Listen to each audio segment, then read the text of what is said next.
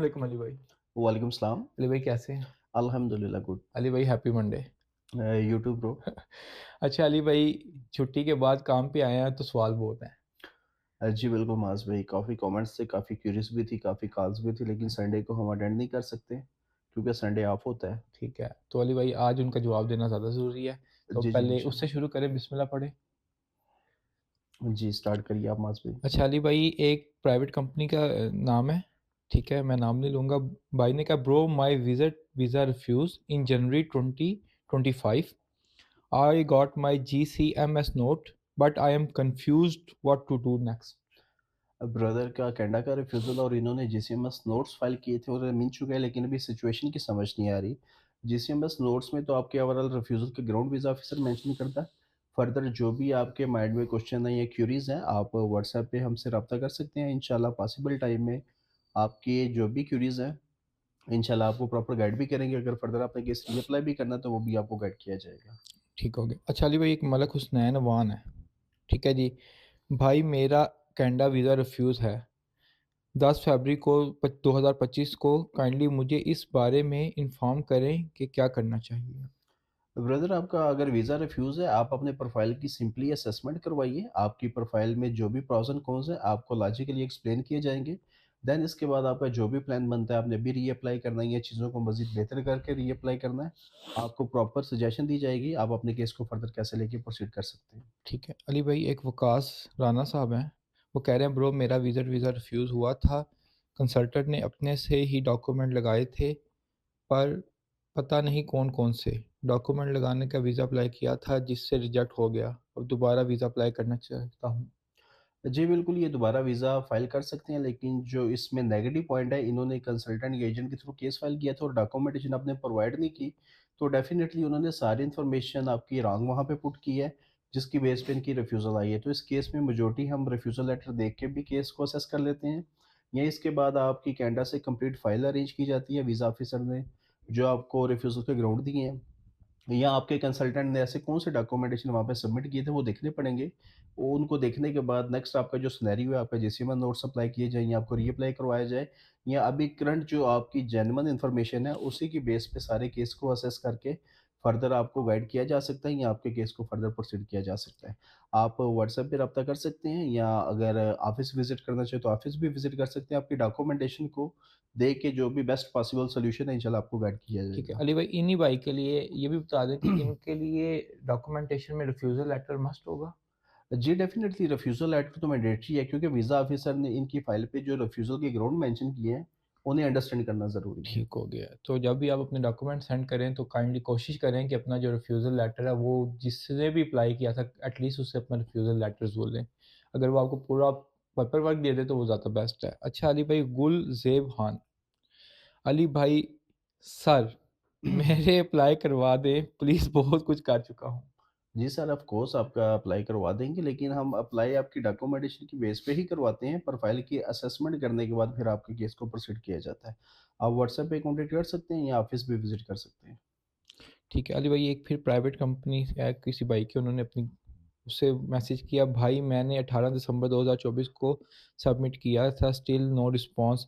IRCC portal, any idea what I get delay, I applied with my spouse. आपने 18 दिसंबर को apply किया, biometric दिया, तो स्टिल अभी तक रिस्पॉन्स आ जाना चाहिए। इतना लेंथी टाइम पीरियड अभी नहीं चल रहा है ईआरसीसी का, क्योंकि 6 नवंबर के बाद इनकी जो पॉलिसीज़ अपडेट हुई थी, उसके बाद रिस्पॉन्स टाइम काफ़ी ज़्यादा कम है, अभी मज़ीद और ज़्यादा कम है। जो इसमें इनका ऑफ़िशियल प्रोसेसिंग टाइम है, वो भी काफ़ी ज़्यादा इन्होंने कम किया, ऑलमोस्ट 16 या 17 डेज़ का टाइम प्रोसेस है। और वीज़ा एप्लीकेशन का जो रिस्पॉन्स है, नवंबर के बाद जो दिसंबर में, जन में या फ़ेब में अप्लाई हो रही हैं, ऑलमोस्ट 1 वीक या मैक्सिमम 2 वीक्स में आपका रिप्लाई आ जाता है। तो अगर तो पोर्टल की आईडी आपके पास है, आप तो फिर चेक कर सकते हैं। सारी टाइमलाइन आपको वहाँ पे मिल जाएगी। अगर पोर्टल की आईडी पास नहीं है, तो फिर डेफ़िनिटली इसमें कुछ आपकी कन्फ्यूजन्स हैं, जो हम ऐसे तो दूर नहीं कर सकते। या तो आईडी होनी चाहिए, या देन इस कंडीशन में आप वेब फॉर्म रेज़ कर सकते हैं। अगर वेब फॉर्म भी रेज़ नहीं कर सकते या आपको कुछ डाउट है या आईडी भी नहीं है पास, तो आपके पास एक अपनी एप्लीकेशन को चेक करने का वेब फॉर्म का ऑप्शन है, या आप अपना केस अगर अपने एजेंट से या कंसल्टेंट से वापस लेना चाह रहे हैं, तो विथड्रॉ भी करवा सकते हैं। सारे ऑप्शंस अवेलेबल है, लेकिन ये सारा इन्फॉर्मेशन बेस पे है। अगर आपको हाउ टू नो है, तो आप ये प्रोसेस कर सकते हैं। अदरवाइज़ अगर आपको इसके रिलेटेड कोई सर्विस चाहिए, तो आप हमसे कॉन्टैक्ट कर सकते हैं। बिल्कुल। अच्छा अली भाई जवाद अहमद साहब हैं, वो कह रहे हैं कनाडा वीज़ा विज़िट रिफ्यूज़ हो गया है, दोबारा अप्लाई करूँ तो वीज़े के अप्रूवल होने के कितने चांस हैं? आपकी रिफ्यूज़ल है, अगर आप दोबारा अप्लाई करते हैं तो अप्रूवल के कितने चांसेज़ हैं? आपका क्वेश्चन तो अच्छा है, लेकिन इसमें भी आपको रिकमेंडेशन यही करूँगा, आपकी रिफ्यूज़ल है, आप अपना रिफ्यूज़ल लेटर और जो एप्लीकेशंस आपने या जो डॉक्यूमेंटेशन आईआरसीसी को प्रोवाइड किए थे, वो उन सबको असेस करना पड़ेगा और उसी की बेस पे आपके प्रोफ़ाइल की हाउ टू नो का पता चलेगा, आपकी प्रोफ़ाइल में क्या वीक पॉइंट्स हैं और उन पॉइंट्स पे कैसी वर्किंग करनी है या वीज़ा ऑफ़िसर के सामने कैसे फाइल प्रेज़ेंट करनी है। अगर तो डॉक्यूमेंटेशन अच्छी है, प्रेज़ेंटेशन आपका कंसल्टेंट या आप खुद अगर फाइल के अच्छे से नहीं दे सके, तो इन चीज़ों पे वर्किंग करना काफ़ी ज़्यादा ज़रूरी है। डॉक्यूमेंटेशन, आपकी प्रेज़ेंटेशन, ऑफ़िसर के सामने आपने अपना केस प्रेज़ेंट कैसे करना है, ये बहुत मैटर करता है। अगर आप ये चीज़ें करते हैं, तो डेफ़िनिटली आपका जो केस है, वो अप्रूवल की तरफ जाता है। ठीक है, अली भाई बटरफ्लाई हैं, बटरफ्लाई कह रही हैं hello sir, please answer me how it's take time for decision in UK spouse refusal case? I heard it's take maximum 3 months. UK का बेसिकली जो स्पाउसल वाला केस है, अगर तो टीआरवी या विज़िटर वीज़ा के रेलेवेंट नहीं है, तो उसमें हम आपको प्रॉपर कोई एजुकेशन तो नहीं दे सकते, ना कोई ऑथेंटिक इन्फॉर्मेशन प्रोवाइड कर सकते हैं। हमारा जो बेसिकली काम है, वो यूके है, यूएसए है, कनाडा या अदर कंट्रीज़ है। टीआरवी वीज़ा के रिलेटेड उसमें जो टूरिस्ट या विज़िटर वीज़ा की कैटेगरी है, उनकी अपडेट्स हम शेयर करते हैं। जिनकी इन्फॉर्मेशन हमारे पास ऑथेंटिक नहीं है, वो हम माज़रत कर लेते हैं, क्योंकि हम प्रोवाइड नहीं कर सकते जो ऑथेंटिक ना हो। तो आप ये उनकी ऑफ़िशियल वेबसाइट पे जाके खुद वेरीफ़ाई कर सकती हैं। आपको वहाँ से डिटेल सारी मिल जाएगी। ठीक है सर, एक काज़िम भाई हैं, हुँ, हुँ। काज़मी, काज़मी भाई कह रहे हैं कि सर कोई व्हाट्सएप ग्रुप बना दें जिसमें डेली व्हाट्स अपडेट की जाए। जी काज़िम भाई, इंशाल्लाह इस पे वर्किंग हम कर रहे हैं, एज़ सून एज़ पॉसिबल जितना जल्दी हो सके इस पे भी हम प्रॉपर एक ग्रुप बनाएँगे। ये कम्युनिटी रेज़ करेंगे, जिसमें जो भी क्वेश्चंस या क्वेरीज़ आती हैं, टाइम मैनेज करके सबको आंसर करें जो उनके क्वेश्चंस हैं, फ़िल्टर आउट करके जो भी क्वेश्चंस आते हैं जिनका हमें रिस्पॉन्स देना चाहिए, हमें फ़ील होता है कि जेन्युइन इनकी इन्फॉर्मेशन है, इन्हें कंटेंट इसका रिक्वायर्ड है या ऐसी इन्फॉर्मेशन इनके पास नहीं है, तो वो इंशाल्लाह प्रोवाइड करेंगे। वैसे तो टिकटॉक पे हम करते ही रहते हैं, तो इंशाल्लाह आने वाले टाइम में इस चीज़ पे भी हम वर्किंग कर रहे हैं, तो वो भी इंशाल्लाह हम स्टार्ट करेंगे सून। और इसमें जो भी अपडेट्स वगैरह भी होती हैं किसी कंट्री के विज़िट वगैरह में या किसी भी चीज़ में, वो भी हम फर्दर आपको गाइड करते रहेंगे। इंशाल्लाह ज़रूर, व्हाई ठीक नॉट। है अली भाई। अच्छा अली भाई सरदार हैं, सर मेरे फिंगर हुए हुए 45 दिन हो गए हैं, कोई जवाब नहीं आया, प्लीज़ बताएँ। सरदार भाई, फिंगर्स तो आपने दे दिए, ऑलमोस्ट 45 डेज़ गुज़र चुके हैं। ये आंसर आप अपने कंसल्टेंट से कन्फर्म कर सकते हैं।